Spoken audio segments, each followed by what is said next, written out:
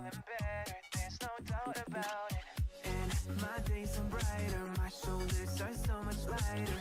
Just for a moment there, I thought that there was nothing more to life. I thought about it, wrote a couple songs about it. Just for a moment there, I lost myself. Mind if I be real for a minute? It's almost like everything I feel had a limit. It now gone past. Finding reasons to smile and to laugh, and whenever it's a bad day, Music is my band-aid.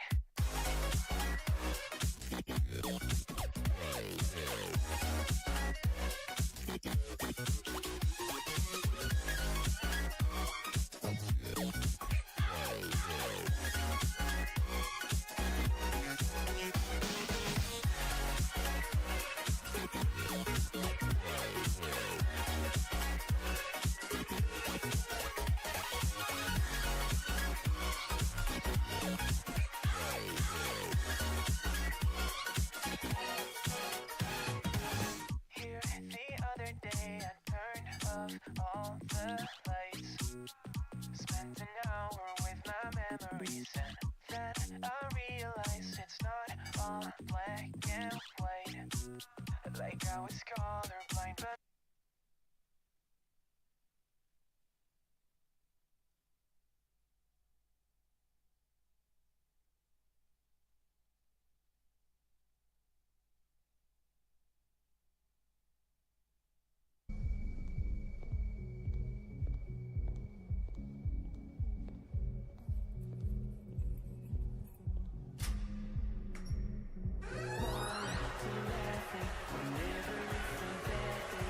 music is my band.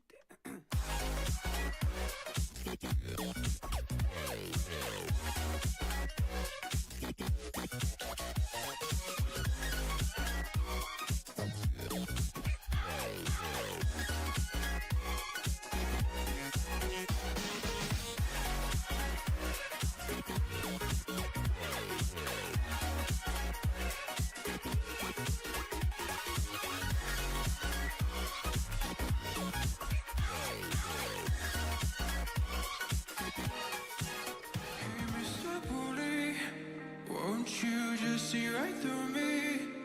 On the dying days when I ask for forgiveness of myself. Hey, Mr. Bully, what'd you think when you pushed me out of my own head where everything made sense?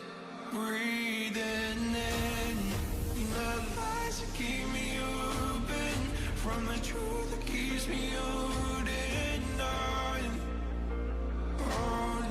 on to your lies. What do you think you'll find me when you destroy what is inside me? I'll carry on. Say it's over when nothing's closer to what you're afraid for.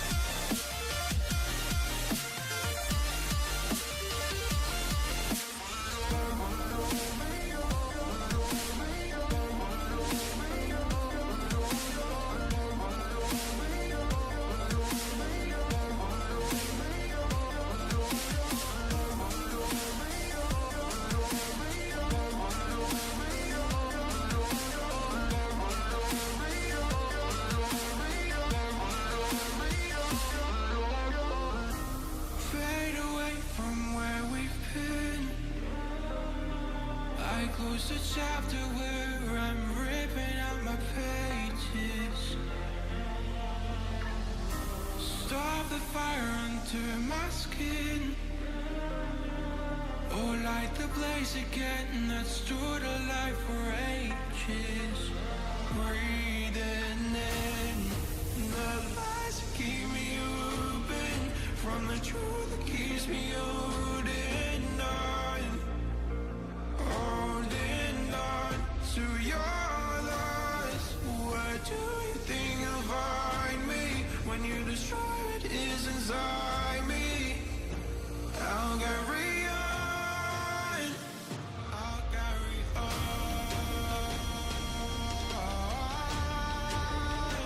I'll carry on.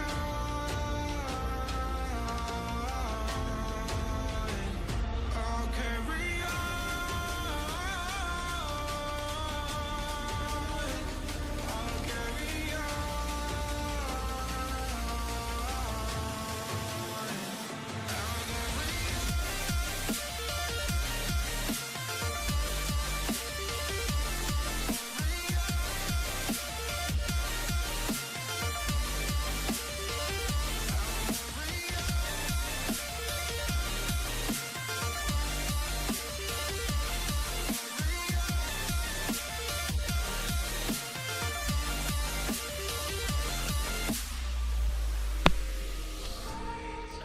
What is going on? It's your boy Gato or Felipe or whatever the hell you want to call me, Mr. ORL streamer. And here we are, guys. America's round 3 race. Wait. I think I just said the same thing twice. America's race 3. And, yeah, Nurburgring, or Germany, or, well, it's all the same, really. Not the Nords, but hopefully in the future, huh? Anyways, I'll let the sponsors pop up on the screen for a little bit. And, right when that leaves, we're gonna jump straight into quali, so that should be pretty excited. Pit wall. If you mean publicly, no.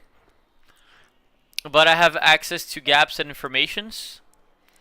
So, if you want to like watch someone in specific, I can always help with that. So yeah. But no, we will not have a public like pit wall for this race in specific, unfortunately. But yeah. With that being said, we have. I was gonna say just over a minute, but no, I lied to you. So they have just greenlit quali, and here we are. So qualifying is now underway for America's 15-minute qualifying session at 6 a.m. So those track temps are going to be quite cold. You are now watching your P1 in practice, Paul Mariage, in the Red Bull Audi, Red Bull Atomic Racing Audi. But you can see we have a jam-packed grid here. Really full. I must say the cars look absolutely gorgeous at night, as Paul does me a favor and takes down every single cone he could. Thank you for that, buddy. And we're just gonna look around the grid here in quali while the packing order is still being formed. And what I can say, oh god, sorry, I'm messing with the. Okay. What I can say is that there's a bit of a tight area in car 141. So 141. Yeah, you can see quite a few cars. Obviously they're going to give each other space. So let's, for the first lap of quali, let's go with Mariage. If any of you guys want me to see anyone in specific, of course, let me know. But we're gonna go on board with Mariage for the first lap. He's the first car out. He was first in quali, or sorry, in practice. So let's let Mariage take it away. Hood off, just a map, and let's go on board with Paul Mariage for the first qualifying lap in the Nurburgring. I'll give you guys as much insight as I can. This track, unlike Watkins, I have a little bit more experience, so main straight, blasting down into turn 1. You want to brake just after that 100 board, get the car stopped, touch that apex right on the middle point, set yourself up for the exit, but you want to go to the right as soon as you can because there's a left-hander coming up. This one is tricky. You don't want to lose a tail, but you want to be as aggressive as you can on the throttle. Don't go too much on the green stuff, otherwise you're going to slide in the braking zone. You're going to lock up those tires. Get the car nicely rotated here to this left that goes into a right, and then aggressive on the throttle on the way out of the corner. You want to get out of the corner as fast as you can, build as much speed as you can. For this one, you brake right on the surface change there on the right where it goes from tarmac to curb. A little bit of curb usage, that's probably not very ideal. Down into second for Paul Mariage here in the Audi. It's clearly a conservative first lap. He's not banking everything he can. This looks like more of a banker, so you want to brake before the curb there on the left. Downshift into first, maybe second, I don't know, depends on the car, I guess. And then aggressive out of it. Really want to take a U-shaped line in the Audi in general. I think for this corner, just a small lift. Yeah, that's right, just a small lift, touch a little bit of the grass there on the left. And you want to carry as much speed as possible there through the Schumacher S's, and then you brake at the 100. Down into second, I believe. No, sounds like he's in third. So into third for the left-hander, down into second for this right-hander, then throttle. Into the straights. Grinding up through the gears. He's going to be reaching speeds of about 250, 240 kilometers an hour before braking at around 70 meters for the final chicane. This is a make-or-break section, and yeah, that was a banker lap. Oh. I don't know what happened there for Paul Mariage, but that is more or less a lap of the Nords. Or of the Nürburgring, not the Nord, sorry. Just too used to saying it, I guess. In second, though, we have the silver driver, Richard, who is your Endurance Series commentator, actually. He will not be commentating Spa from what I've gathered, though. So that's a little bit interesting. Make of that what you will. We see Richard, followed by Bonnie Charles, your African Stig, who right now is in P2, because your P1, let's bring back the HUD, actually, because your P1 is Joe Kaiser.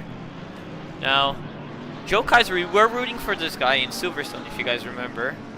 And there he is, in his McLaren once again. He's your provisional pole sitter. Cryo did a 155.7, so right now he's 4.5 tenths behind. And it looks like he's trying to get out of the way.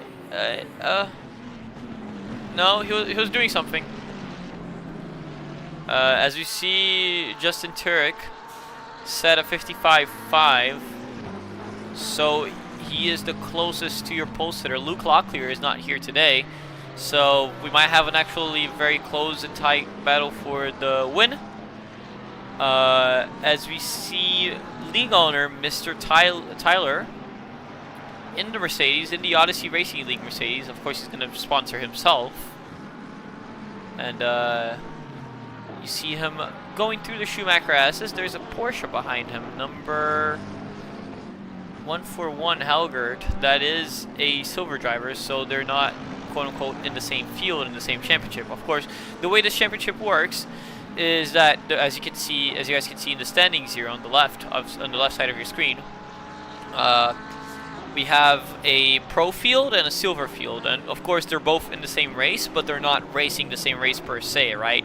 So if you're the first car to finish off the silvers, in this case it's Richard, then he wins his race. He'll be finishing 9th overall, but he will be in P1 for the silvers.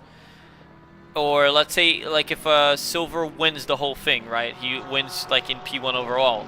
That's not gonna matter for the pro who would be in like underneath him or behind him, because he's in a different race. Also, giving you guys a little bit of insight on how the race works as we go on with your provisional pole sitter now. Joe Kaiser, he took pole, or provisional pole, from Mariage, who is now 2 tenths behind anyways.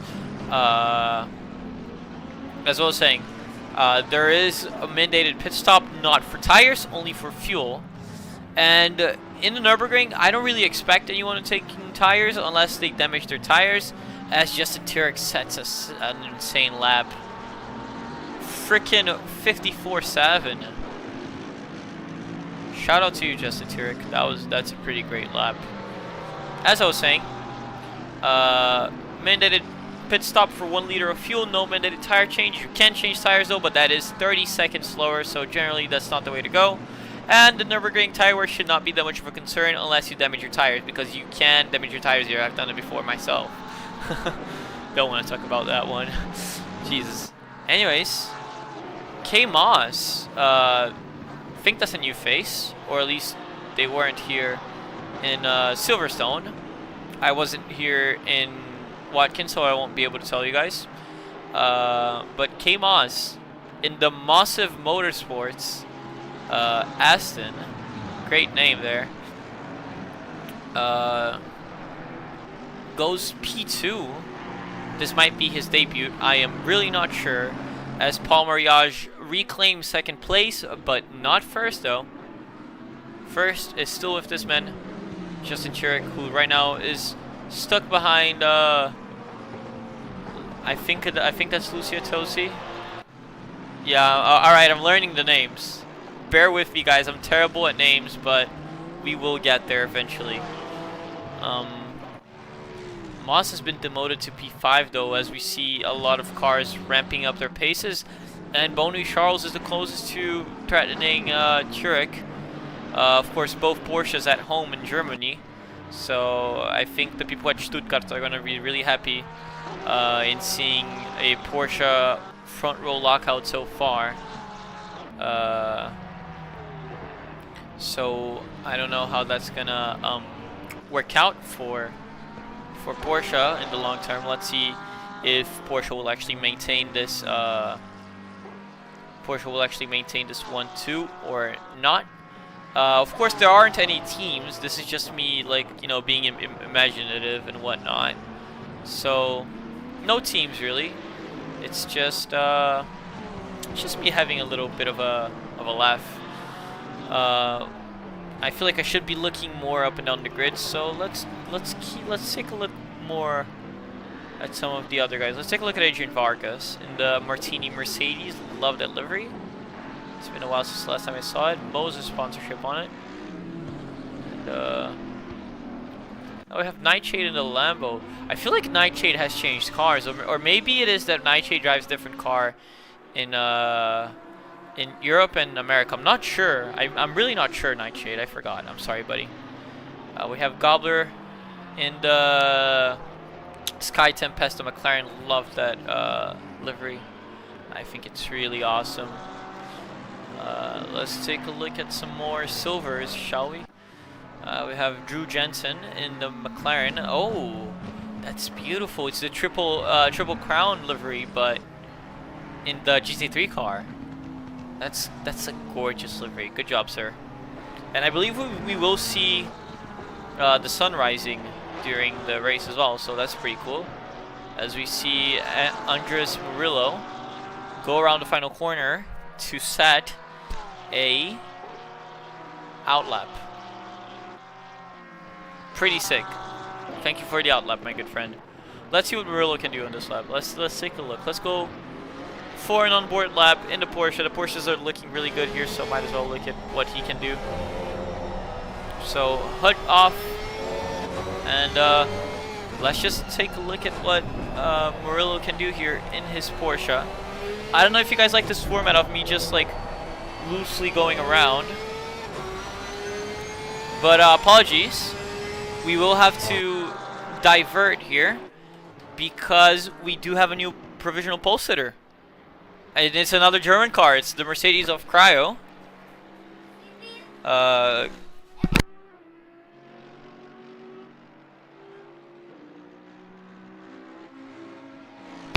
back. Okay, sorry about that, guys. Cryo, great guy, and it's great to see him up there now with a 54.5. That's really good. Really, really good. If we look a little bit further down here, we have another Mercedes, this one of Gianni DeMarchi. Another one of the great guys. And I don't know, it seems that whenever I pay attention to his races, he just like has the worst luck in the world, so let's hope I don't jinx him too much today. We have Scott Fisher in the McLaren in silver. He's your silver provisional pole sitter. I don't know if he'll be able to maintain that, but K Moss in the Aston is 5/10 up right now. 2 minutes left on the clock, so not a lot left in quali. We're in the dying stages, really. Moss himself, I think he'll have 2 more laps after this one. But so far, 5/10 up in the Aston. Goes through the chicane. Keeps it rather tight. He's not particularly purple. He's going to have a really good final corner if he wants to have a shot at pole position here today. And let's see what kind of lap time it's going to be by Moss as he goes across the line to set a 54.6, so 0.093 away from pole position. Just almost there. So the British invasion has started to happen as Moss is carrying nearly 2/10 through the first few corners. This is enough for pole position if he can keep it together. So let's go on board here with Moss in the V8 Aston Martin. This is a car I have quite a bit of experience in. It looks like there is a little bit of traffic ahead of him, and he has backed out of the lap. Moss has backed out of the lap. I think he saw the traffic in front of him, and he went, you know what? I have one more shot at this. I'll just take the banker, or sorry, I'll just go slow this lap, cool down the tires a little, and then go for it next lap in the banana colored Aston. I think that's banana colored. That might be lime. I don't know. Someone's gonna yell at me. Oh, that's the wrong color or something like that. I don't know. Boney though is breaking even in the Porsche. Kaiser as well. Oh, but he's early on in the lap. Will any of these guys be able to challenge for pole? It's looking like it's going to be quite close. Cryo will be able to set a lap. So will Moss. And so will Churich? No, this is Churich's final chance. This is Churich's final chance at pole. But let's take a look at Joe Kaiser here in the McLaren. Looks like the McLarens are struggling a little bit here compared to Silverstone. And we see Joe Kaiser a 10th up right now. He needs 3 of those. Actually, that's slime hashtag 5560 lol. Exactly. So you guys, you have the exact color code for that one. Oh, maybe he was held up a little bit there. He is shining his lights, so he maybe was held up there because he did lose time. You know who isn't losing time though? Well, I say isn't. He's actually breaking even right now. Churich. Moss has started his final lap. All of these guys are starting their final laps. You know who else is starting his final lap? Cryo, but he's not up. Cryo is not improving. Very importantly, Guillermo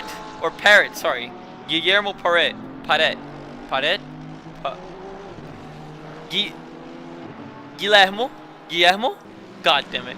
The Honda is improving though, is up by 2/10, which is enough for pole position, and Moss in the Aston Martin has to give it all if he wants to challenge for pole position here. He will be, where is he? I am completely lost. Oh, okay, I know where he is now. Going down the hill into the left-hander. Who's further up ahead in the laps? Oh, yeah, Guillermo is definitely further ahead in his lap, so we're going to go on board of him because he is 2/10 up. Joe Kaiser snatches pole position from Cryo, who isn't improving enough at least. He is still on a lap. He will still have a chance because he's improving now. He's going better now. But Parrott is the person who's improving the most right now out of everyone as he goes through the chicane. Is he going to get held up by Tyler? He spins! Spins out of the way so that Sporet's last chance at qualifying better gone and out of the window. Justin Churich, though, is up on himself. He will be trying to improve. Cryo also trying to improve, taking everything he can through the chicane. Not enough, though. Can he do anything to gain 2/10 back on the final corner? Maybe. No, 3/10 down is Cryo going around the final corner. He is discounted for the battle of pole position. He will qualify in P2. This man, though, Moss, was really good in the first sector, not very good in the second sector. Can he do anything in the final sector as he comes out of the final corner? And what's it gonna be? By K Moss going across the line, he backed out of the lap. The last person? No. This is it. That's your qualifying, gentlemen. Really interesting finish here. I was honestly internally rooting for Guillermo and also for the Aston. RIP Guillermo, yeah, that's unfortunate what happened to him. Your pole sitter though, Joe Kaiser, followed by Cryo, followed by Moss, followed by Poirier, followed by Churich, followed by Charles, followed by Paul Mariage, followed by Sloan, followed by Allen, followed by Torres, Gobbler, and then you have your silver pole position, Fisher, and in P2 we have Ian Demler. Is it Ian? I'm not sure. I'm sorry if it isn't Ian. We have Demler. Then we have Price in Pro. We have Johnny in Pro as well, Johnny DeMarchi. And then we go back to silver with Murillo, Robbie Daniels, Anderson, Jensen, Helgert, Skatelen back in Pro, McGowan in the Ferrari, Rodriguez, Richard Hartnett, shocker qualifying for Richard. I expected more from you, buddy. Vieira, who I'm pretty sure is Brazilian, so salve. Followed by Gauffier, followed by Tyler. Wow, my disappointment is immeasurable and my day is ruined, Tyler. I expected much more from you, league owner. Of course, guys, this is just banter. I know these guys quite well, so. Anyways, followed by Courtwright, followed by Lucia Tosi, Vargas, Nightshade, Cormier, Roth, and Dean Solomon, who is starting last. Interesting. The Backroads GT Audi, starting from last. Not where you would expect to see a driver like Solomon, so I don't think he qualified at all. Really interesting. As you see here, as you get to see a very nice shot actually of all the cars. Just the camera beautifully rolling up. Look at Daimler's Porsche. That's amazing. That's a gorgeous livery right there. Good job, sir. The blue Odyssey logo. As you see Snooze in the chat saying, Joe and JT, my boys, let's go. Hell yeah. Great guys, Joe Kaiser and Justin Turek. I'll tell you that much. Everyone here is great.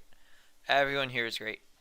Look at that beautiful Odyssey Sports livery. Also the Sky Tempest livery. Alain. Also with a gorgeous Ferrari livery. I really like the color scheme on that. Kind of reminds me of the Twitch colors. Oh, there's the Red Bull Atomic Audi from Paul Mariage. Haven't been able to see much from... I was looking to forget the cutie Joel. Hell yeah, Joel. Haven't seen much of I mean, of course, you've seen a lot of Paul Mariage, but I think he has had some tough luck. He was doing really good in practice. Maybe wasn't able to put everything together in quali. I don't know. I don't want to like judge because I know how it is in these things. You know, it's tough, man. Bondy Charles in the Porsche already dropped the car from the Jags. Interesting. Justin Church, that livery is very nice, sir. And there is the live hashtag 5560 liveried Aston Martin by Moss and Poirier. I'll keep my eye on those two because those two guys, yeah, they're in different car choices. Quite interesting. Speaking about different car choices, your top 5 consists of all different cars. So that's a fun fact. There's Cryo. Let's go, Cryo! And yeah, there's Joe Kaiser in P1. So that's your grid for the race today. This is looking like it's going to be a very exciting one, guys. So we're going to have formation lap start in a little less than 30 seconds. You see some cars starting to drop up and down the grid. People just making sure their tires are warm. So the reason why you're seeing the cars drop in the final 30-20 seconds, guys, is because in ACC, if you stay in the setup screen, your car stays lifted, right? And when you're in the setup screen, they keep the tire warmers on. If you drop your car early, they're going to remove the tire warmers early, and therefore you have less temperature. So you see drivers like dropping the car in the last seconds possible. But the thing is, if you don't hit drive before that timer you just saw go out, you're done. You get sent to the pits, and you have to start from the pits. So it's really a matter of balancing it. As you see the cars starting to roll up in the morning sun in the German hills. I don't know if this is a hilly area, but in the Green Hell. I mean, we're not going to race in the Green Hell itself, but, you know, in the forest of the Green Hell. And, yeah. Here we go. The formation lap is underway for for round 3 of Americas. And yeah, all different cars in your top 5. You can hear all those different engines roaring. Most interestingly though, the whole top 3 is a V8. So V8 power, baby. With that being said, you're looking at your pole sitter, Joe Kaiser, but let's take a look at the second pole sitter, Scott Fisher, in a McLaren. Sorry, I think I have a hiccup. I'm gonna take a sip of water.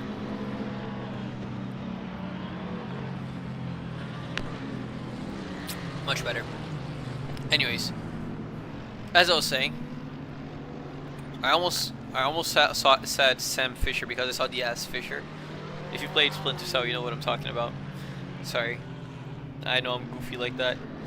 Can I take a look at the? No, I think the gaps are gonna pop up in a bit. Oh no, yeah, I needed to expand the window for the gap to pop up. Okay, there we go.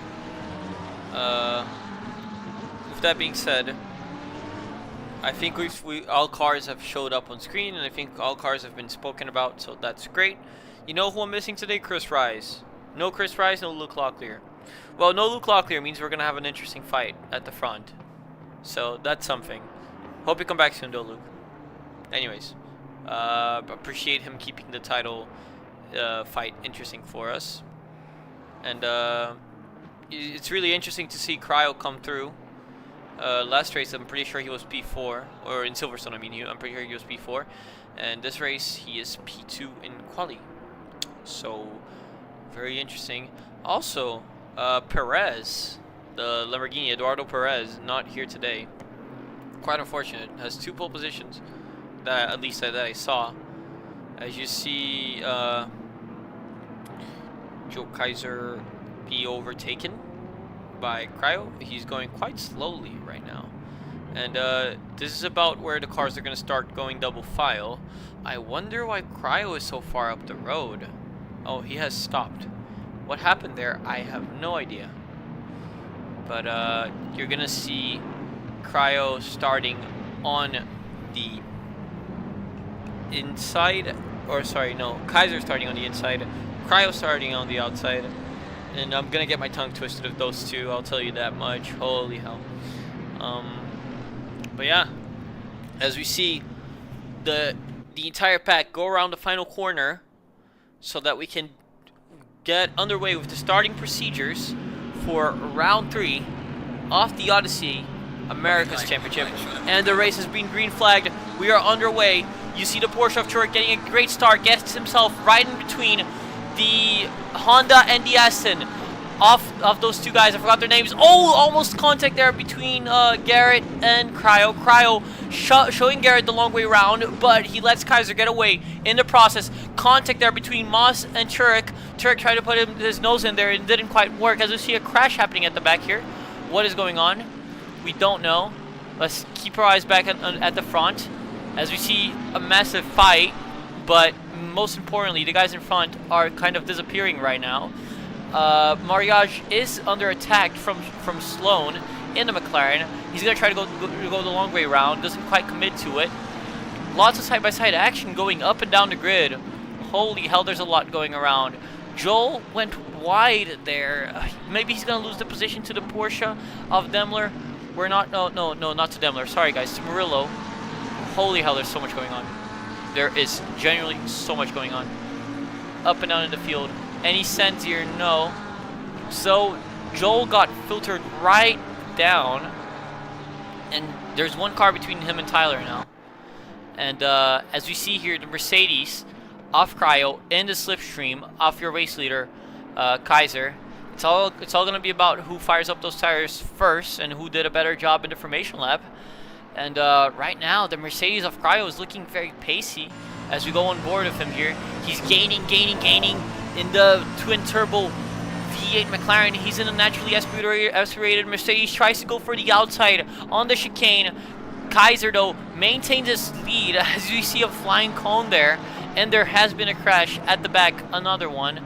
We will not be able to look at it, unfortunately, but Dean Solomon in the Audi got involved. So... yeah, unfortunate for him. I was really hoping to see him make a comeback, and this might be the right time for you to take a pit stop if you're Dean Solomon in the back rows Audi.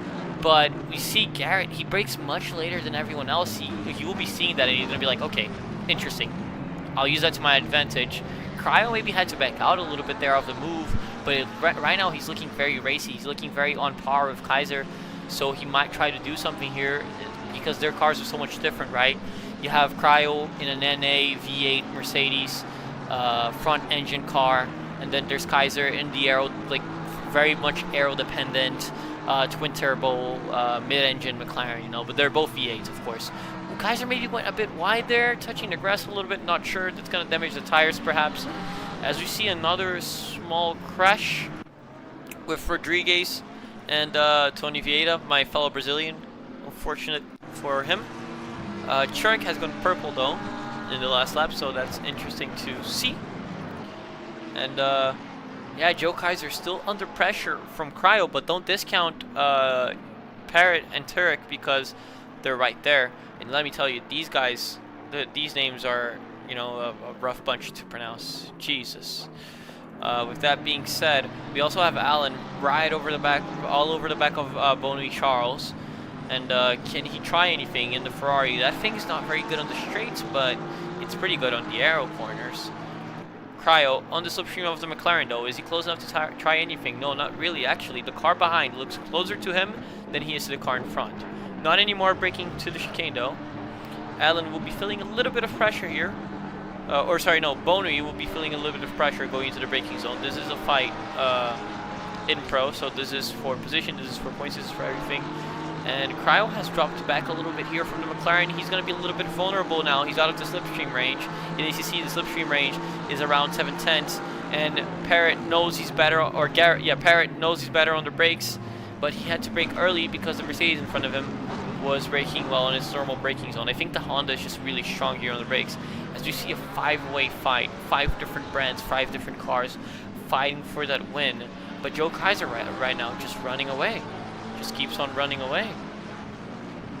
But Joel from earlier, who made that mistake, got shoved out a little bit. He's now going to be faster than the cars around him. And we see now him getting a better exit than the McLaren as a silver driver. This is not for position, but it still is an overtake, and we like those, right? Tries to go the long way around. Doesn't quite work. Will he get a switch back here? No, he doesn't. Brakes a little bit better, a little bit late, but isn't able to capitalize off of anything. The McLaren, of course, is going to be naturally superior on the exits to it because that is a mid-engine car. With that being said, though, look at this. Justin Turek all over the rear of the Honda of Parrott. And let's see here, the Porsche screaming at the top of its lungs. He goes for the outside. Does he make the move work? They both brake at the same point. The Porsche just has to keep his nose in there, and if he has the advantage, he'll have the inside. Brakes very late to keep the position, and he does get the move done on Parrott. Will Parrott leave it at that, though? That's the real question here. And the Honda in the slipstream, tucking in behind the wing of that Porsche. But look at that. K. Moss in the Aston right behind, trying to do something. Parrott just played it safe, braked early, and that's the move done. Justin Turek up into the podium places now. And K. Moss tries to capitalize as well, catches Parrott lacking, and did catch me lacking as well. I was not expecting that move. Makes it work on the final corner. Move done. Good job, Moss. So Parrott, 2 positions in 1 lap. That's unfortunate for him, of course, but this doesn't tell the whole story. This doesn't tell you about how pacey he is.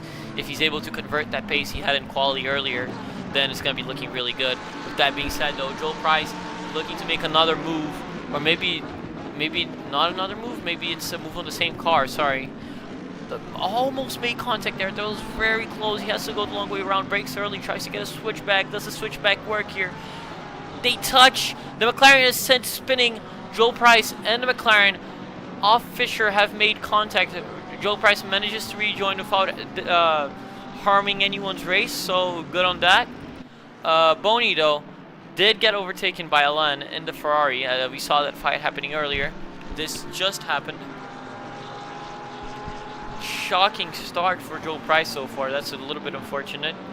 As we take a look at Robbie Daniels here in the what's this car called again? In the Mercedes. Mercedes team. Why am I here? I don't know, Robbie. You tell us, buddy. We'll get back to him in a second. Because Granite Gobbler is right up the rear of Boney Charles. And I was really counting my horses with Boney because he did really good in qualifying from what I can remember. But now we see Gobbler trying to get up into P9. We'll get back to that one soon because Johnny DeMarchi right now is all over the rear of the McLaren, or sorry, of the Ferrari of McGowan. Jesus, I keep mistaking the brands. I gotta catch my breath. It's been only 8 minutes, Jesus. I mean, it's great, of course. The more fights, the better. But you know, Gianni looks like he's a little bit racier than the car in front. Oh yes, he is. He goes for a move down the inside. Very late braking. A little bit of argy-bargy there. He gets 2 cars in one corner. Somehow Murillo just had a really bad exit. I don't know if that's fair game by Johnny. I wouldn't put too much judgment on it. But you know what? Justin Chiric has just gone purple this lap. Matter of fact, faster than both. Yeah, well, if he's gone purple, he's fastest car on track, of course, but quite faster than Cryo and Kaiser. And it'll be a shame if we watch Cryo finish outside of the podium because I generally believe he deserves a podium. But of course, Joe Kaiser is one of the guys we were rooting for to win in Silverstone, and I believe he deserves a win as well. So whoever wins this really deserves it. Of course, it's an Odyssey race. Every race here is very fought for, and you can see the absolute quality of the field. So nothing to be complained about in that matter. Everyone here, you can be sure it's an absolutely deserved race winner, and that's what we're here for, right? Hard racing. Talk about hard racing. We have we just missed it, guys. Vieta just overtook Roth for position in silver. Unfortunately, I don't have information of what position in class that is for you. But I can tell you it was for position. As my eyes get very tired. My left eye's completely blurred. Anyways, that's irrelevant to the race. What is relevant to the race, though, is Justin Chiric.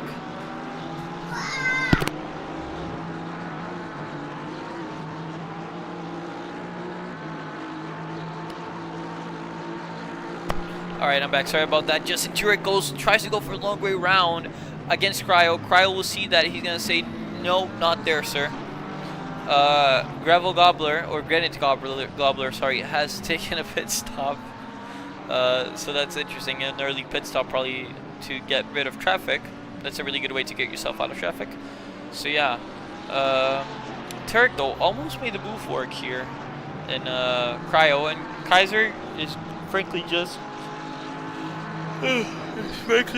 building a more and more comfortable lead every lap, which is unfortunate. I think Cryo was looking really racy against him at the start there, so it's unfortunate to see, but very great defending from him right now, which Cryo is a great has great racecraft, right? I've raced wheel to him with him personally, and I can say Cryo is a great person to race alongside. He's very respectful, so yeah, it shows. But right now in the Mercedes, he's pushing absolutely as hard as he can to defend that crucial second place in the championship, or in the race, which, you know, if you finish second enough times, you will get second in the championship, hopefully. As we see Dean Salmon going for a move on Cormier. This shouldn't be too much of a fight, as Dean Salmon is a pro and Cormier is a silver. Will Cormier get him back on the exit? No, actually he made his life quite easy, which does make sense. You don't want to lose time fighting with a guy who, you know, isn't even in your championship. As we see Torres going for a move on Lucia Tosi. Didn't quite make it work, but he's gonna send it down the inside. They almost make contact though, but both of them kept it very clean. Hats off to you two. Gianni DeMarchi will be seeing this and he'll be saying, let me have a go with that. Well, Johnny does not sound like that. Oh, they made contact a little bit there. Lucia Tosi backs out as Johnny almost makes contact. He didn't see the crash happening in front of him. He's going to have to rejoin here. Really unfortunate by Johnny. I know he's going to be saying, boo, boo. as he rejoins into the pit lane. So, oh, I think Johnny is retiring the car, perhaps. That's really unfortunate. I don't know why he would retire the car. That looked quite recoverable. Lord knows, something probably went wrong there. I'm not sure. We're gonna move on.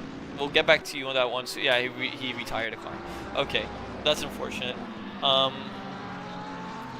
As we see, Alan, I think he just made a mistake because he just lost the position he gained on Boney before, and he's also quite a few seconds down. So yeah, probably big mistake from him. Lost the car or something, anyways. Ian Demler on Anderson. This is for P2 in silver. Let's see what he can do against the back row GT Racing Audi, or the second one, because you know there's Solomon in the other one. Great team, these guys. I really appreciate the back row GT team. Great guys. So let's see what happens here from the overall Porsche versus the back road Aston, or Audi, sorry, Jesus. What's gotten into me today? I don't know. With that being said, Lucia Tosi does a little bit of a mistake. She did resafe jointly though, so that's pretty nice. Dean Solomon gets through, and yeah, good job on the safe rejoin there.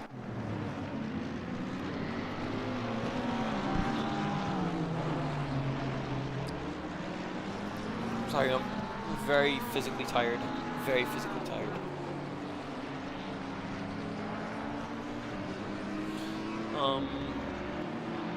So yeah, still an absolutely jam-packed grid, and this race will heat up. Of course, it hasn't cooled down or anything, and everyone is still very close. Everyone is still like close enough to touch.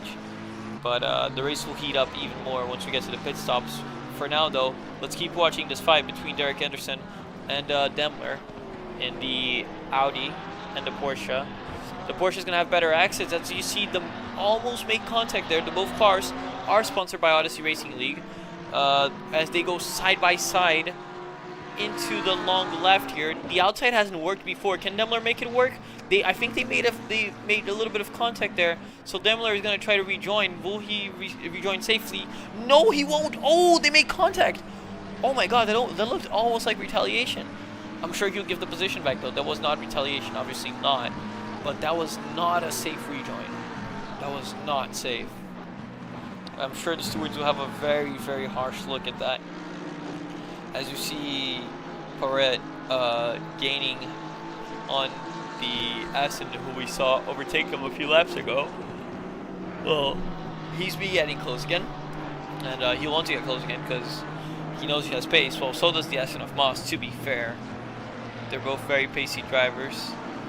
And do we have any news from Johnny? Yeah, Johnny has fully left. That is really unfortunate. Anyways, Justin Churich tries to go for the inside. Cryo basically parks the car there, which is all fair game, to be fair. Justin Churich is looking for any possible window where he can get, and normally it's going to be down here. He knows it, saw the opportunity, almost went for it. Of course, the Porsche is going to be better on the corner exits because it's rear-engined. Cryo pushing him out everywhere, but he gave him the inside. They made contact there. He's in the grass, almost spins, very well held. Maz will see this. Will he go for the move? No, he won't. And they've all bunched up. Cryo is looking like he's defending with his life. And frankly, right now he has to, because this fight for P2 goes from P2 all the way down to P5. So we have an absolute great fight happening here. Parrott will be trying to go for the move any way he can. And these guys are in very tough positions here because they have to attack and defend. Turek has to attack and defend because, you know, he has to defend from the car behind and take the car in front. But the same applies for the car behind and the car behind. The only car who doesn't have this is Cryo, who's having to make the defense of his life. And those are going to be long 43 minutes in the cockpit of that Mercedes if he wants to hold on to P2 until the end of this. Because at the very worst, well, the very worst is at the DNF, but, like, you know, if this whole fight goes wrong for any of these guys, they're out of the podium. So it's really tough. You know, to be fair, half of this battle is already out of the podium, but you know, Justin Turek looking for any opportunity he can take to pass the Mercedes. Let's take a look from the inside of the Porsche here. You can see the sun starting to come up, and Cryo trying to hold on for dear life. The Porsche is underneath the rear wing of the Mercedes. As you can see, the Odyssey liveried, the Odyssey Esports livery. He's one of my teammates in the Odyssey Esports team. As we see Turek trying to go the long way round now. He's probably going to try to slingshot and get a better exit. Will he be able to pull it off in a Porsche? No, he won't. Just very difficult to pass. Cryo, of course, as I was talking about, that racecraft is going to come into play right now. You know, he's a great driver. They almost made contact there. A little bit of a micro lockup from the Porsche. Moss, once again, seeing this. Parrot seeing this, and you're like, yes, I have an opportunity here. I can try to get into P2 very easily, and maybe even try to bridge some of the gap to P1. I don't know, it's a big gap, but we just don't know what's going to happen here. So this is a crazy fight here. As we see Francisco Torres, or Torres, or I don't know, trying to go for a move on Tyler.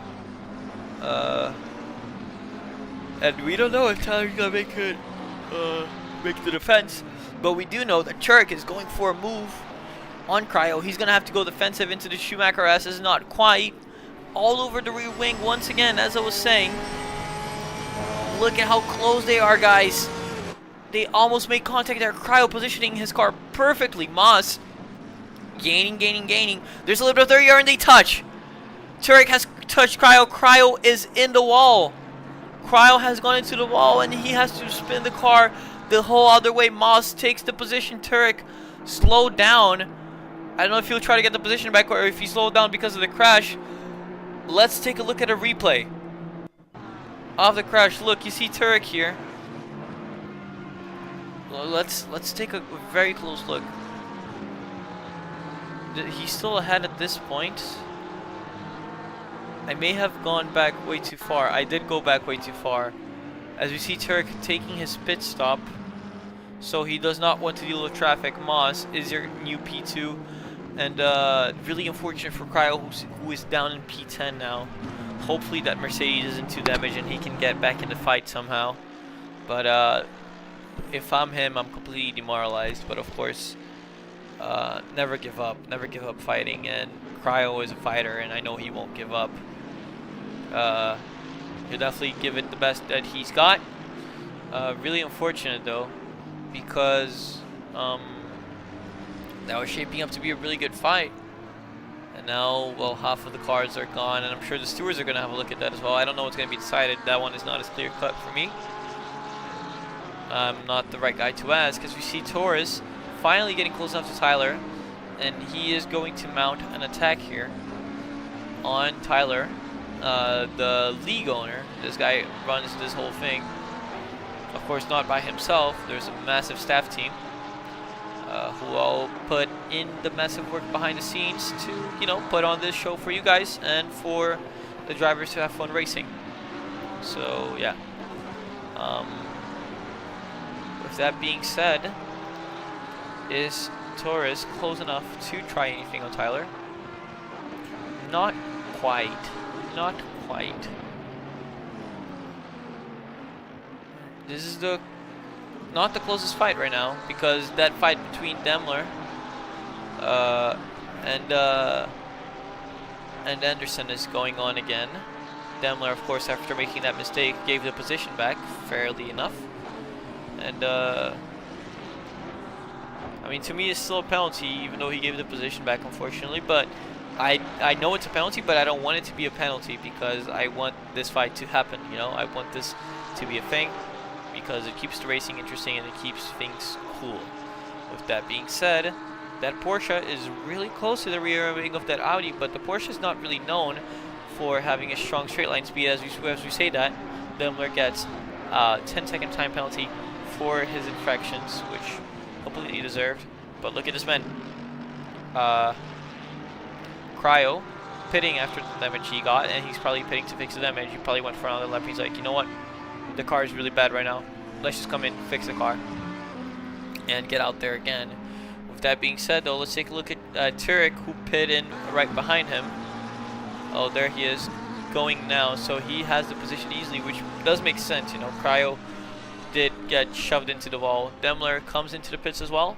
So a lot of pit stops happening a little bit, well, quite a bit before the halfway mark, which is really interesting. I was definitely not expecting the pit stops to come in, or these many pit stops to come in this soon. That's definitely an interesting thing. And yeah, Cryo in the 81 Mercedes was stopped for a long time. Looked like a tire stop. So Cryo has taken tires at the 37-minute mark, which is round about where you do want to take laps or tires, because your car is going to be lighter. They will definitely make the whole way. So he's going to be pacier. So maybe he prioritized. Oh no. Demler lagging around a lot. I don't think that's me lagging. I think that's Demler himself. And that is worrying. The stewards don't really like that. Let's take a look at Demler. Is he still lagging? Oh yeah, he is lagging. He's driving through cars. Oh, that's not good. He touched Richard, I'm pretty sure. That's not good. Usually this is where you see the stewards taking swift action, which is not like, you know, indiscrimination or anything. It's just a matter of, you know, safety for everyone around track. Because I've seen literally lagging people. Because if you're lagging, you know, that's just the prediction software going haywire, trying to guess where your car is, and sometimes like that. And you know, that car is still physical on track. So you can have like, oh, you see on his screen he probably got hit by those cars. And that car is still physical there, so like if you teleport in front of someone, you can still like hit them as he gets sent back to the pits, or as he retires to the pits himself, which is the correct action. So I appreciate you taking the correct action there, mister. Really unfortunate that your connection got so unstable, but it's good that you had awareness to not be a hazard on track. It's the equivalent of a meatball flag. And of course, if the car in question has fixed its connectivity issues, he can rejoin the track, much like a meatball flag, you know. So if the problem is fixed, he's welcome to rejoin the track with no problem whatsoever. Of course, he's gonna lose positions in time, which does suck, but hey, better than nothing, right? So really unfortunate there what happened to Demler. Outside of that, we do carry on racing, and this is the closest fight, I believe. No, it's actually Lucia Tosi gaining on Richard Hartnett. Of course, it's not for position, but it's a fight, right? We take those, we take overtakes. This is gonna be interesting because actually the leader is coming up real close, Joe Kaiser. So it's going to be cool to see the outcome of this. Lucia not gaining enough through some specific actions, so I think they have different pace. As we see Gobbler taking advantage of a mistake by Roth, by Abdul Roth. Good man, Abdullah. I think that's Abdul. I don't know if there's two Abdul. I'm sorry if there are. My bad. I don't know. I never knew Abdul's surname, so apologies on that one. And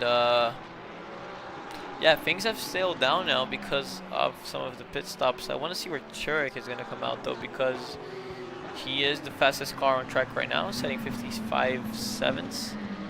No, I lied. He's not the fastest car on track right now. The guy Moss is setting 55.5s, and Kaiser is setting 55.3. So Kaiser is dominating right now, which very fair, good sir. And when the people around start pitting, it's going to be interesting to see where they are. It's talking about pitting. Mr. Joel Price has pitted. I'm trying to find where he is. There he is. And Cryo is coming up here, so we're going to see an Odyssey fight perhaps for position. Cryo gets comfortably ahead though. Will Joel try to get him back here? These guys are all my teammates. So I hope we don't have some fireworks because we do have a race coming up soon as a team. Chuckles, I'm in danger meme. Oh, Taurus and Tyler, the fight has finally kicked off. As we see Taurus all over the back of the Mercedes of Tyler. Which way does he go, inside or outside? The answer is none. He's waiting for a mistake from Tyler, but he made a mistake himself. You know that Ferrari is a small car, and when you're in a small car following a big car, it gets very tricky to see. So yeah, there it is. Nothing quite came out of it, but something almost came out of it. So we wait to see. And Tyler lives another day in P8.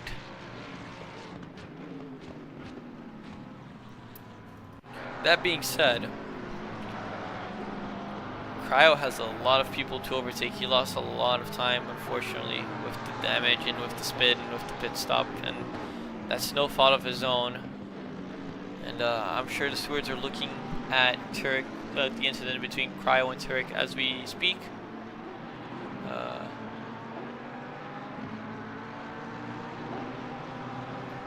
And yeah,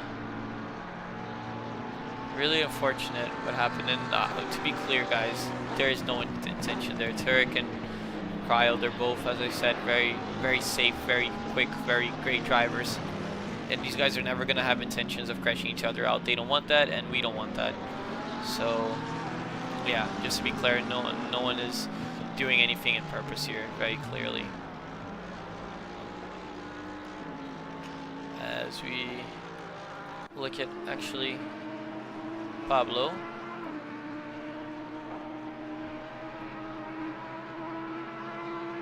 On the toe of Boney. Trying to go for the move on the Porsche. He's in a Ferrari. And I don't know which car is better on the straight line, but I do know which car is better on the exits, and that's the Porsche. Every single time, man. Anyways, Alan on the slipstream, but look at how little toe there is in the Ferrari. Oh, Boney maybe goes a little bit wide on the exit, but it's a Porsche on the exit. Who am I trying to fool? Oh, he rides the curb and oh! Alan didn't react in time to the spinning Porsche. Boney just spun on his own and then got hit by Alan. So that's unfortunate, and that's that. Tyler coming into the pits as Catalan overtakes him on track. Will Tyler get a stop, go 30? No, he won't. Absolutely awful pit entry by you, Tyler. I expected much better. Guys, that's my boss, please. That's a joke. I should not be dissing on my boss that much, though, to be fair. Anyways, Dean Solomon now up into P10, but he still has that pit stop to serve. So take that position with a grain of salt. A very, very, very big grain of salt. And lap traffic for the leaders. I haven't looked at Kaiser in a while, but he is looking fine and dandy, and pace is looking fine and dandy as well for him. Good job, sir. I'll leave you to it. Dean, of course, gaining on Murillo in front of him in the Porsche. And I must say, great to see him climbing through the ranks and gaining them positions. I expect a very good finish from Dean here. Maybe not the best possible. It's not been perfect, but he's gonna be in the top 10. I have that gut feeling he's gonna be in the top 10. Talk about in the top 10. This guy is gonna be surely in the top 10. Cryo. Question is, why were the tires taken? Maybe his tires were done after the collision. I'm unsure. That's something I would like to ask him in the post-race interviews if he's down for it. I'll make sure to try and get a hold of him. So yeah, do stick around for the post-race interviews, because we're gonna try to unpack this race and understand what everyone was thinking. You know, what the thought processes were there. And it's going to be definitely a very interesting one. And yeah. With that being said, you see the fight here between Granite Gobbler and Anderson. Both cars have already completed their pit stops, but they're in different categories, so this is not an actual like fight, but it's still a fight nonetheless. And oh, Dean Solomon went for the move on Murillo, and it has worked out for him. As Turek is still your purple car, but not the fastest car. Actually, this lap he was the fastest car on track. I lied. I'm manipulating you guys. Gaslighting. That's a joke, please. Yeah, these are all the small gaps on track right now. You guys are pretty much in the loop of everything that's happening. Let's try a different camera. I know I stick to the Helicam a lot because that's a very reliable cam. It's very good to see the perspectives, but isn't it great to see the cars just driving by like this? Alan taking a pit stop in the Ferrari. Let's see what kind of pit stop it's going to be. If it's going to be for tires or for fuel. Or, sorry, fuel and tires or just fuel.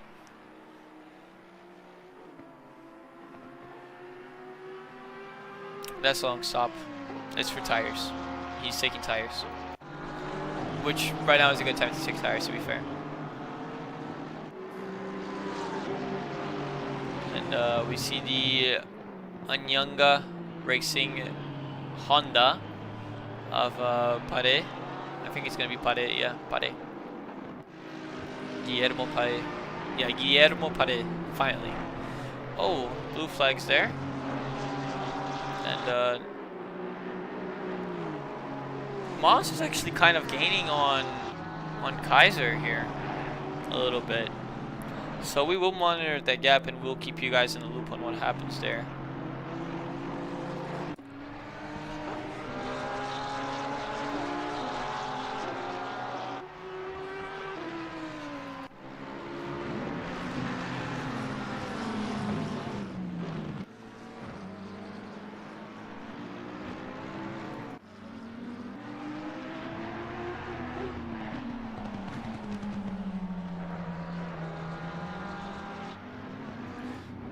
Oh, Joe Price, I think just Joel Price, not Joel. Sorry, Joel Price just went for a move here on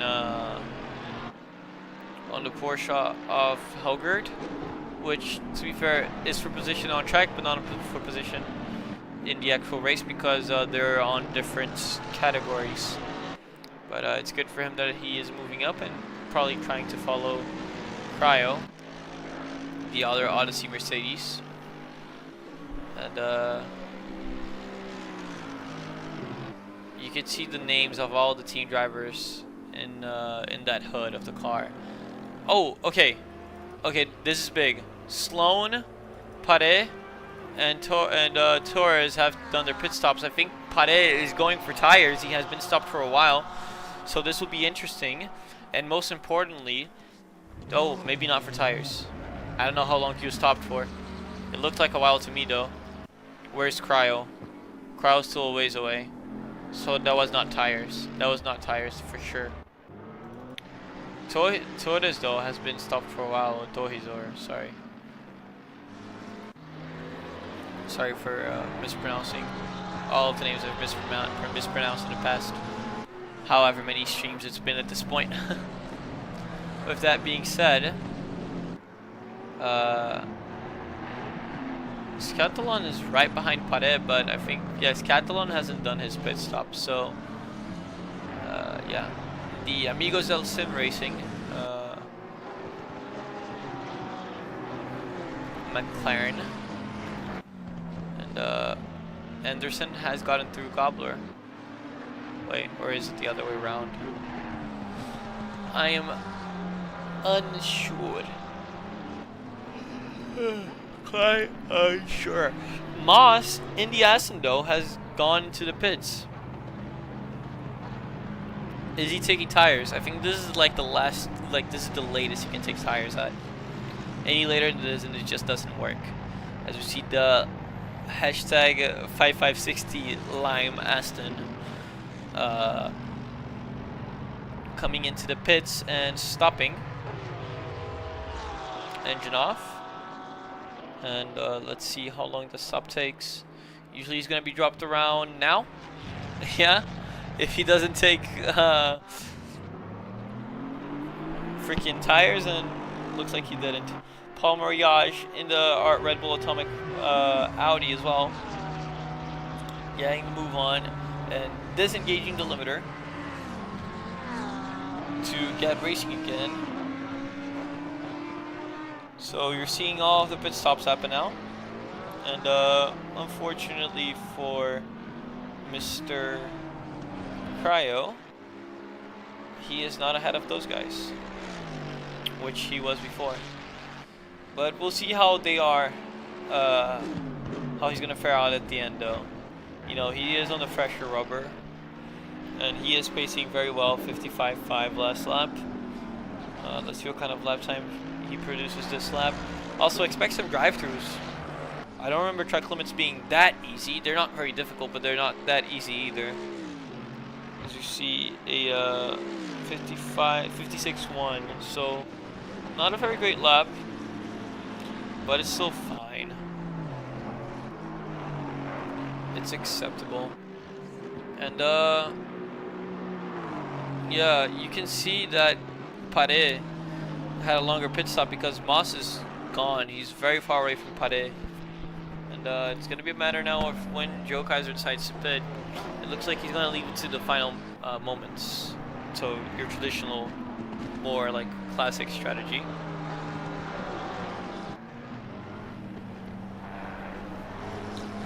As I just took my water stop.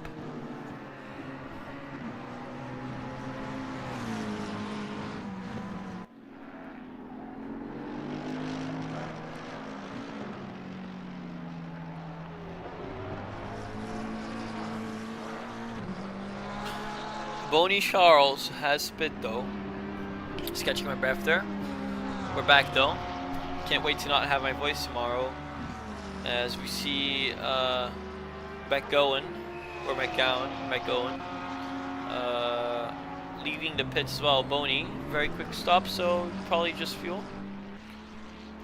And Paul Mariage all over the back of Murillo, and he wants to get the move done quickly.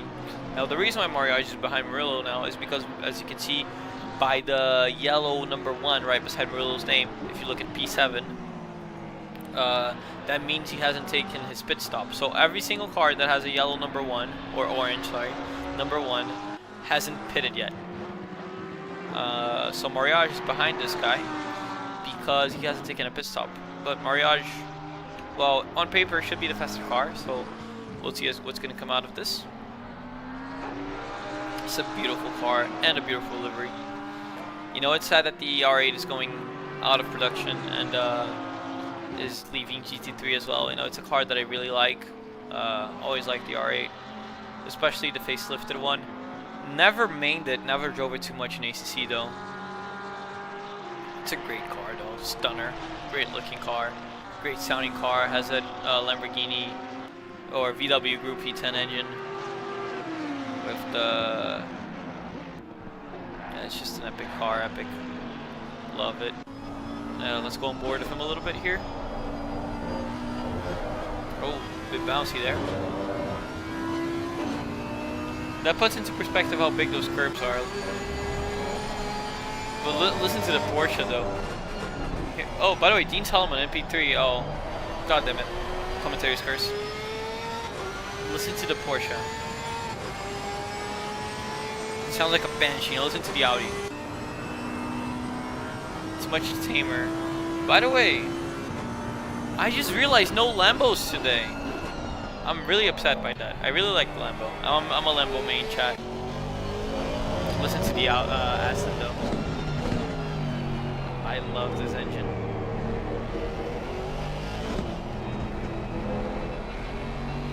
Love how this car sounds. Love how it looks as well. That being said, Cryo is right behind Gobbler, and it looks like he will be trying to go for a move. These are all for position. Cryo is going to have to fight, and I mean fight, his way into the top 10. Currently he has, well, 3 cars to overtake really, because the car in P12 Anderson is actually a silver, so that doesn't matter to him. Oh, they almost made contact there, but looks like Cryo will be able to make the move work. Not quite. Has to go the long way around. Can he make it stick? Gobbler will have the inside for the next corner as well, but Cryo just breaks later and is able to make the move work. But you see Torres in the Ferrari behind trying to take a move work, and he does. So that's a 2-1 right there. Gobbler loses 2 positions, and that's usually what happens when the racing is this close. You know, you get filtered out once, and that's just the kind of thing that, you know, happens. You know, that's just how the game plays sometimes. With that being said, Mariage still trying to overtake Murillo, and if I'm him, you know, you want to do that as quickly as you can, because you're not racing him. A, because they're on different strategies, you know. Murillo hasn't pit yet, and B, because they're in different classes. But I just, you know, jinxed it again. As you see the sun hitting the track full beams right now, 7:50 a.m. So yeah, the sun is going to be out much stronger than it was before. And Murillo in that Galaxy Team Porsche coming into the pits. And Cryo still trying to fight his way up. Matter of fact, right now he is P10. He is net P10 because there are silvers in front of him. But for a driver like Cryo, P10 is not where he wants to be, and frankly is not where he deserves to be. As we see him going for the move already on Anderson, so he's clearing that silver. Also, Murillo is moving now, exiting the pits, and Cryo, oh my god, what did I do? Apologies.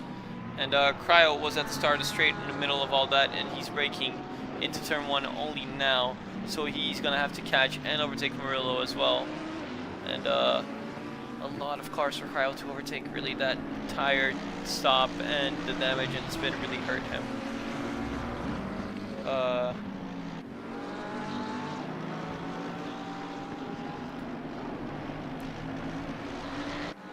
This is just the closest thing that's happening right now, guys. Oh, actually, I lied, because Pare is catching up to Jensen, who hasn't stopped yet.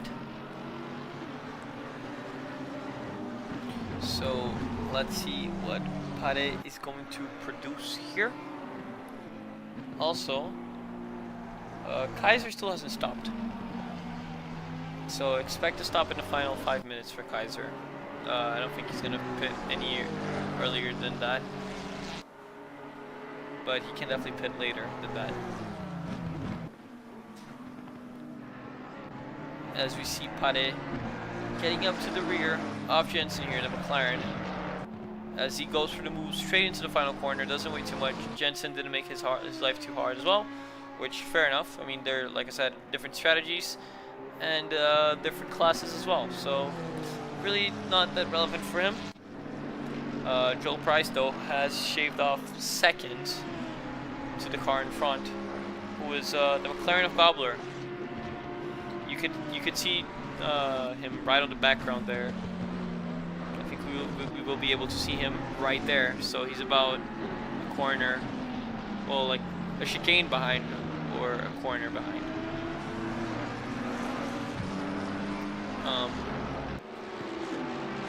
Yeah. Oh, close gap there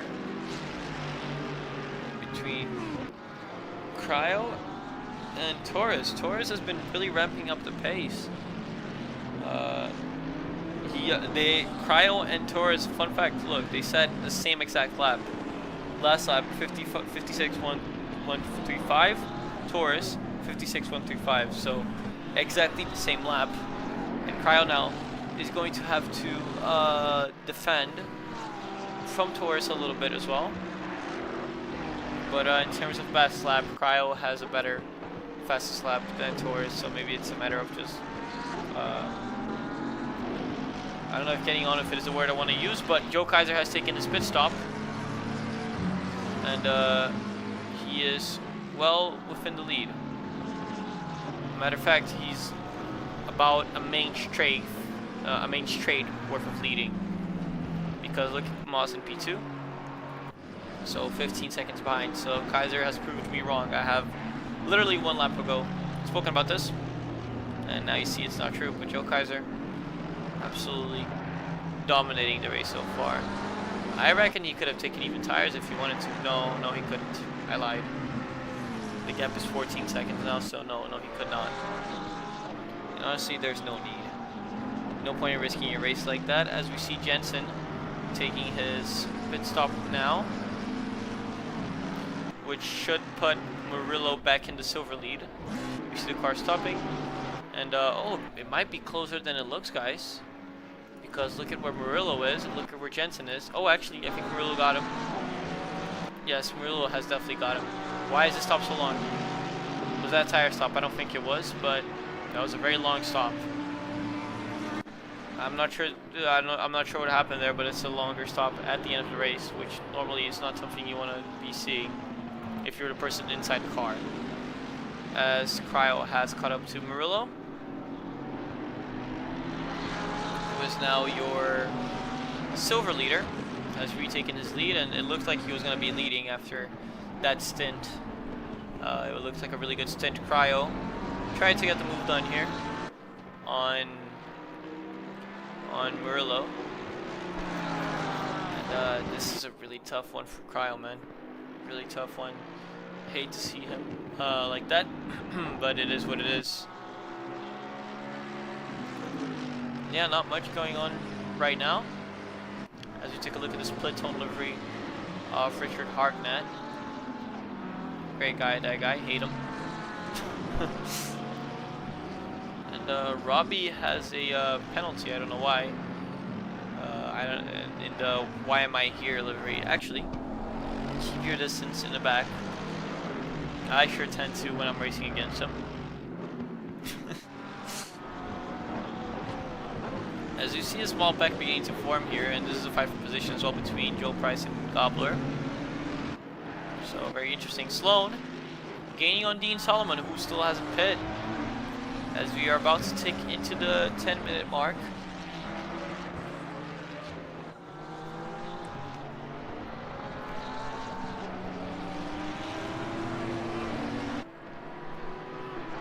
Sorry, I was speaking with my mom here, chat. And I'm really curious to see where Dean Solomon is going to end up after starting from the back. You can see that back road GT racing car absolutely battered up. Someone's going to want to clear him as quickly as he can. And doesn't look like you will be able to. That being said, this looks like it might be where Cryo ends up. In P10, that goes to tell nothing of his pace during this race, because he has that really good pace, just not really good luck. Which, you know, it's didn't we just race here? I think you're talking about the rookies race. So the way the league works, Real High, is we have 3 different races per week. One which was yesterday and on Wednesdays. One on Thursdays, which is this one. This is our bread and butter. This is the Americas race. And one on Sundays. So you see the same track being ran 3 times a week, and out of those 3 times, you can race on them 2 times, given if you're silver or pro. Actually, 3 times, because you can also sign up as GT4 for the rookies. So yeah, that's an interesting thing you can do. And yeah, we raced here yesterday, yes, but for rookies / GT4s. With that being said, we see Torres behind Cryo, trying to gain on him in the Ferrari 296 Turbo GT3 car. That is almost built like an LMP car. But look at the shadows. Look at the long shadows from the sunrise as we clock into the 8-minute mark. So not a lot left in this race. We're in the dying stages of the race. As Torres tries to pull alongside, trying to pull a smart one there on Cryo, who will not give it cheap. He will definitely put up a fight, as we expected Cryo to, when Gobbler has made contact with Joel. Oh no.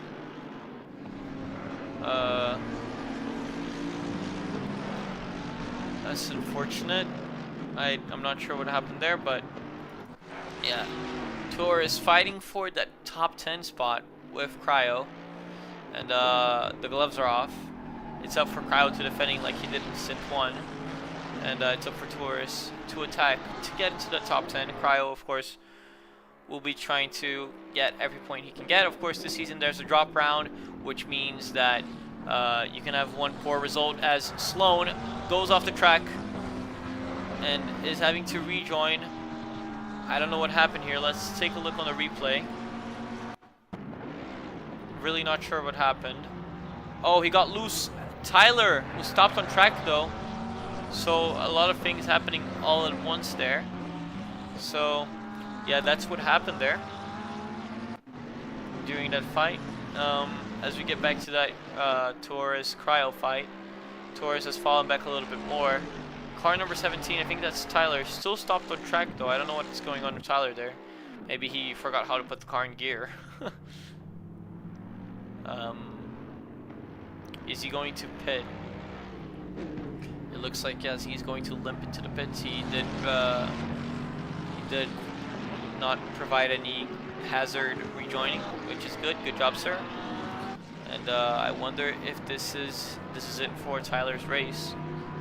Unfortunate to see the league owner coming in like this, and yeah, he's stopping the car at the start of the pit lane, which is a prime indicator that he's retiring. But you know what? Joel Price fighting for position with Gobbler, goes for the inside and does get the move done. Gobbler tried to get a switchback, but the switch happened a bit too soon. Soon enough to cut the whole corner there. He's like, oop, didn't mean to do that one. Solomon, by the way, still hasn't pitted. We have 5 minutes left in this race. Still hasn't come in, and I'm going to take my final sip. My glass is about to run out.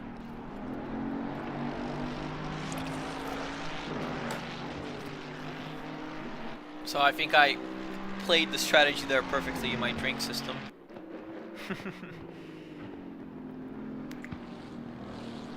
As we see here, Mr. Cryo defending for P10 with everything he has. Absolutely everything.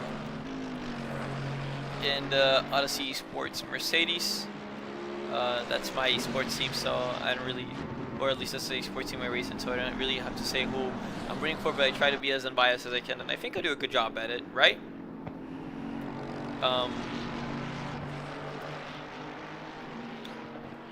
With that being said, let's take a look at the silvers a little bit. We haven't looked at them in a while. There haven't been many fights, to be fair.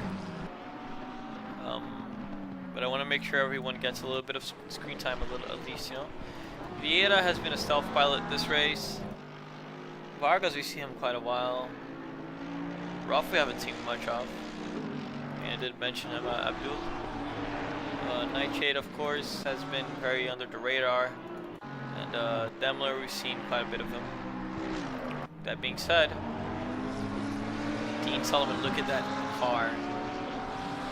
Absolutely beat up, but he's still going at it. And you know what? Props to you, sir, for doing that, for keeping on.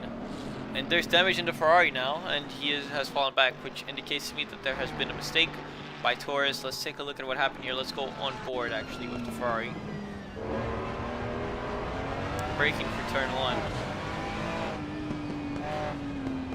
Gets turn 2 done, and he disconnected. He has disconnected from the race. That is really unfortunate. I was trying to look on the replay. God damn it. With that being said, oh no, he hasn't disconnected. The replay just bugged. The replay bugged, guys. I'm sorry. He didn't disconnect. I'm sorry, sir. God damn it, I pressed the button again. Alright. He did not disconnect. I apologize for my misinformation. Me when I spread misinformation, and me when Fisher is stopped on track. Does rejoin safely though. Good job, sir. And we carry on. Turek has been trying to gain on Moss, and he has been gaining, but I don't think it's close enough to do anything. And Solomon is going to be looking into the pit stop soon, surely. Like I said, he's going to leave it as late as he possibly can, which is the correct strategy if you're in his use case. From the back to wherever the hell he's taking himself, but it's definitely well deserved for this guy. As we see Cryo going down the hill, and the fight has tailed down a little, so if that heats up again, we'll take a look. Talk about heating up. Joe Price on Anderson.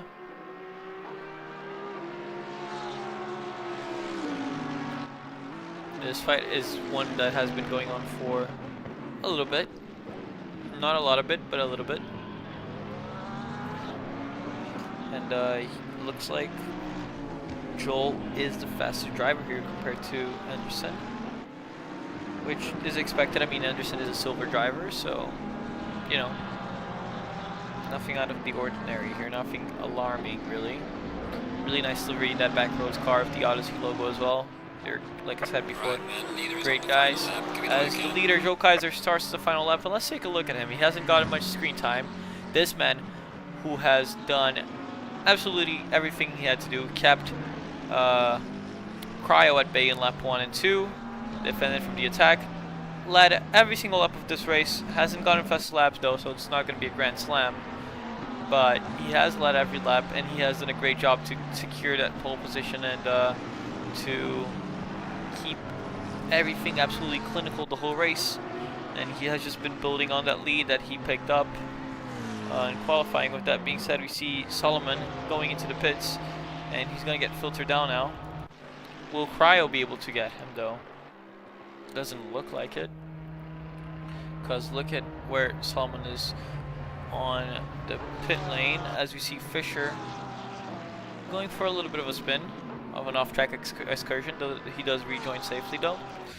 And oh, actually Solomon has only stopped now, and look at where Cryo is, so he might get him here. Solomon gets moving though. Pit limiter off. Cryo will be seeing him. Where is he? This might be close. This might be really close. The Ferrari brakes really late and taps. Oh, he collects Cryo. Big crash there.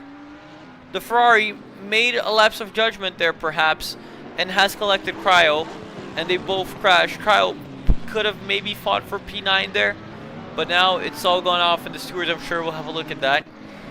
That being said though, this man, Joe Kaiser, has been absolutely unstoppable today in his McLaren, as he goes around the final corner to finish the race and win round 3, the Nurburgring race of the Odyssey America's Championship.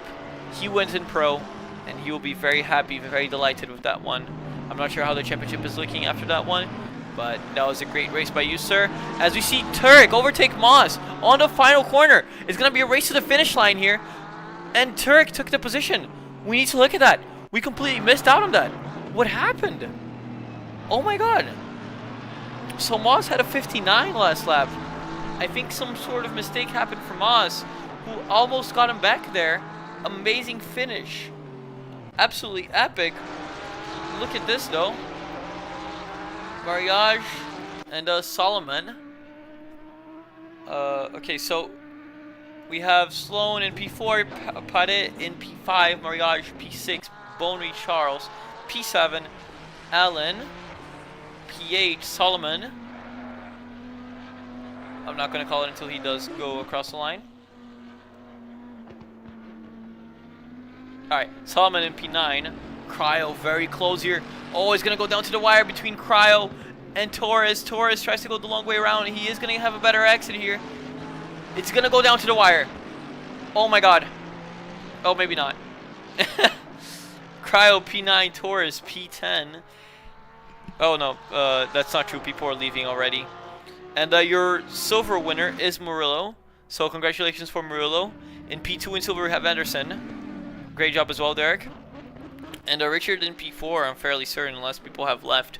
A lot of people have left. With that being said, we're going to go on a short intermission here and go straight into the interviews. And there's quite a few people who want to interview, so let's see what happens. Make sure you do stick around for the interviews. That race was absolutely epic.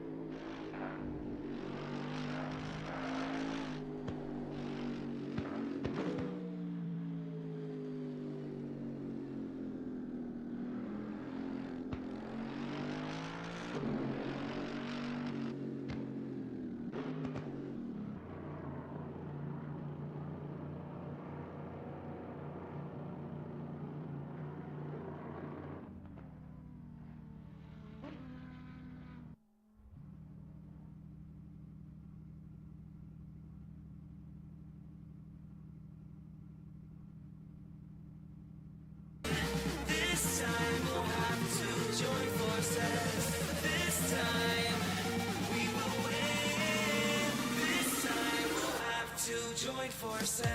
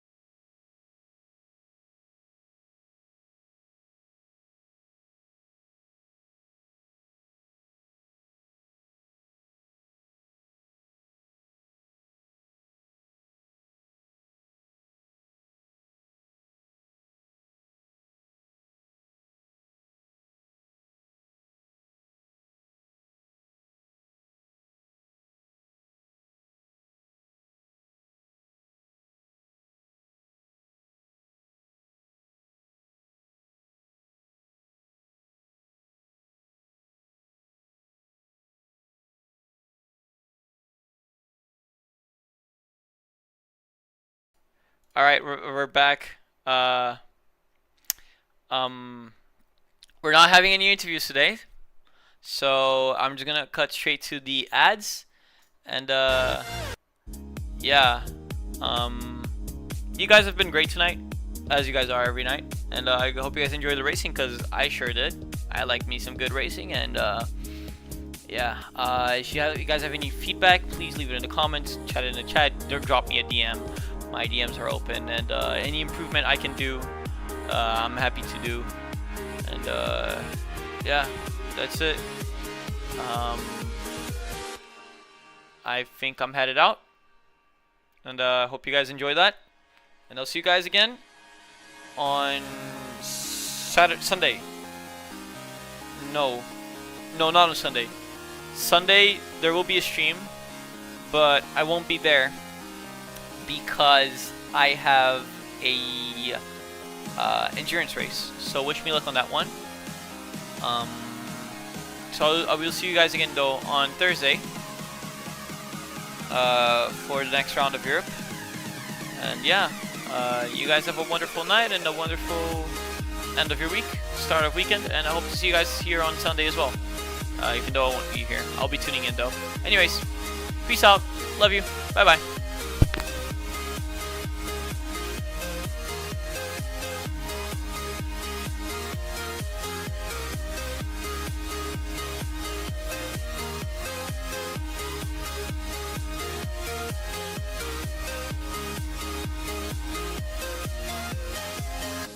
They're calling you